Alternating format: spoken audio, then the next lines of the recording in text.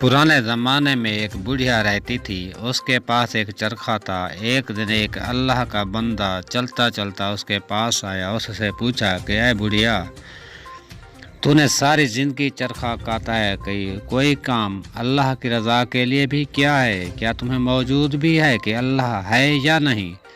तो उस बुढ़िया ने जवाब दिया, मैंने सब कुछ इसी चरखे से सीखा। तो उस अल्लाह के बंदे ने पूछा, वो कैसे? बुढ़िया बोलती है कि चरखा काटने वाली मैं एक हूँ। अगर हम दो होती तो मैं चरखे को एक तरफ घुमाती तो दूसरी तरफ घुमाती।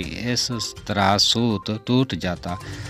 इसी तरह अगर अल्लाह भी दो होते तो ये निज़ाम कायनात नहीं चल सकता था। इससे मालूम होता है कि अल्लाह अज़्ज़ा व जल्ल सिर्फ एक है।